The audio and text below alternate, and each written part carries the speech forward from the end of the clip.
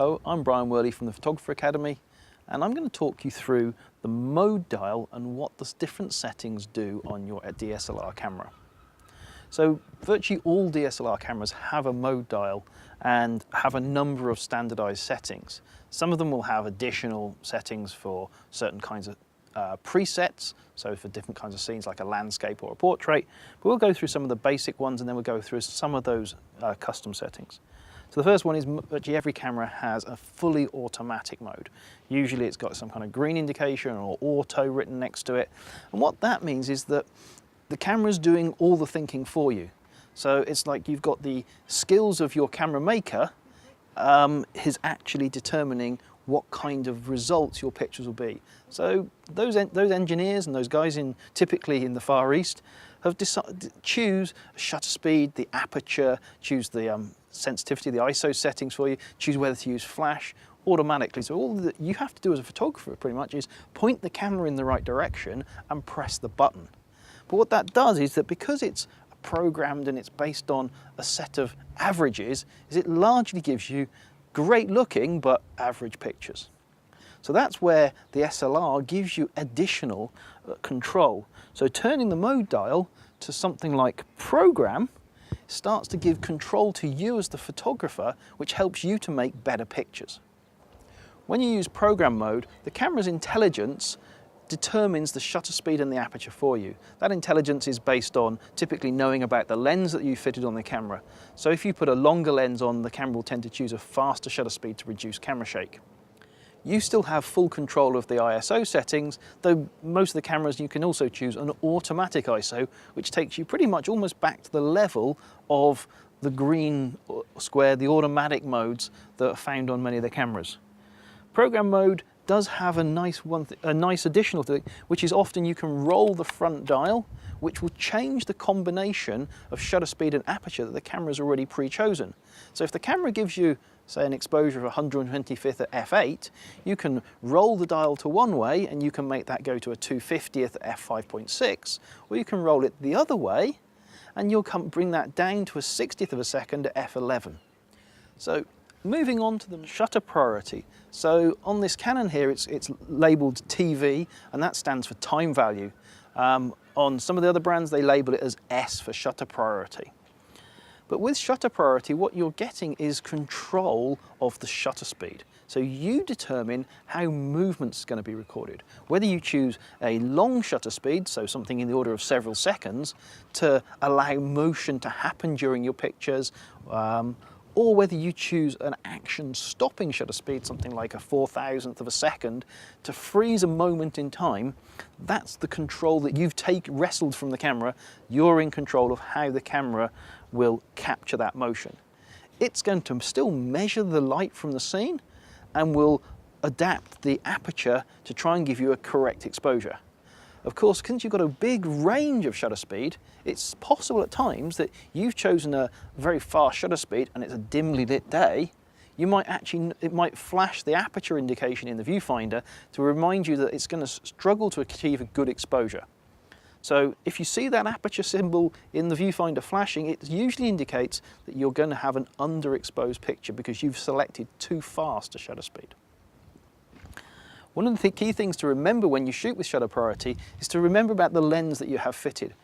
The basic rules are for photographers that you need to have 1 over the focal length of your lens. So in this case I've got a 18 to 55mm lens, so pretty much I need 1 over 55, so a 60th of a second is the closest one, to ensure that I could hand hold this lens. That's the kind of shutter speed I'd use as a minimum on this one. Obviously this one has a stabilizer, so it helps a little bit. I'm going to move on further around the mode dial. I'm going to choose aperture priority. So with aperture priority, we're now in control of the aperture. And the camera again will measure the light and work out what the correct shutter speed will be. If you choose a very small aperture to give you a lot of depth of field, so the front to the back of your pictures is sharp, typically you're going to get quite slow shutter speeds. So you might need to think about increasing your ISO, or we're using a tripod. If you would like to shoot your pictures and you want a real clear separation between your main subject and their background, so you want a narrow depth of field, then you choose a small number, so something like an f2.8 or those kind of numbers on your lens, and that will give you that narrow depth of field. So aperture priority is really ones where you want to control the depth of field in your pictures. But it's still automation, which brings me to the last step, which is manual. So in manual mode, you have the control. I often term this I made it myself mode because you make the mistakes as well as the successes. And within manual mode, you choose the shutter speed, the aperture, and you can also select the ISO settings.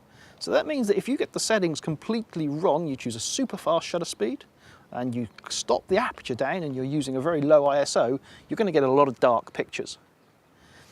But this is the mode where you will understand a lot and you will start to make sense of what the changes to shutter speed and aperture do to your pictures. So it's a mode that a lot of people recommend as a way of learning a lot about photography, but it's quite a hard one to start off with. But because the camera's got a lot of other modes to help you out, you'll find that you can work your way around the dial to get to the more advanced modes and manual where you're really in full control of your pictures. So we're moving from full automatic. This camera's got a number of scene modes. One of the first ones here is actually what they call flash off. And what that means is normally when it's in full automatic, if it thinks it's too dark, it would pop the flash up.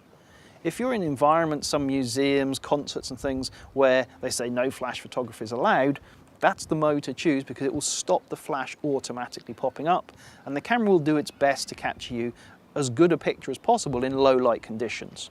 Otherwise, it's still an automatic one, it just avoids the flash popping up.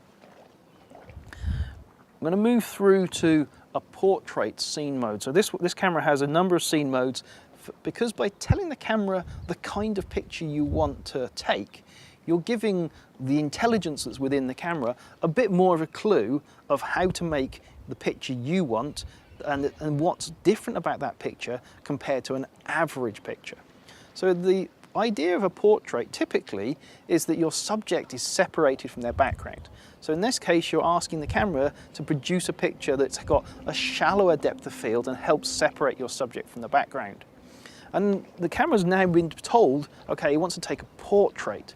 So by that portrait, it would typically open the aperture up to give you that narrower depth of field compared to what it would do in full automatic.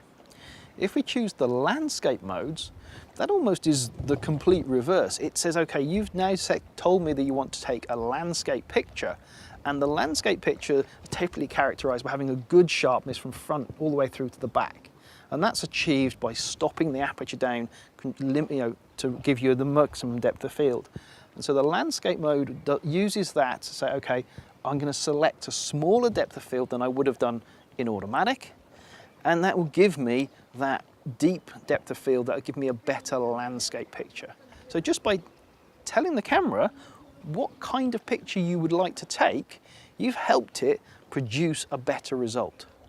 And this is the first step, I find, of taking control of your photography, is making a conscious decision before you take the picture of what kind of picture you're looking to take.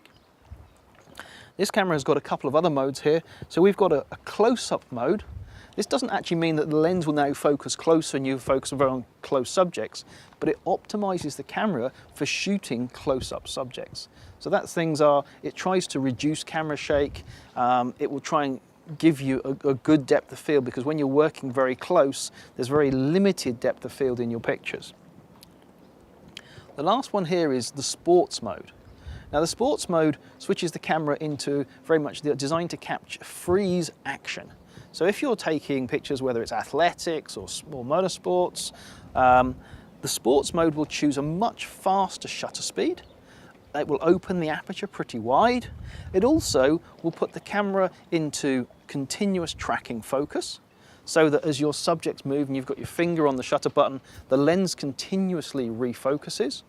And this one also switches to the higher speed drive mode. So as long as you press the shutter down, it will keep on taking pictures.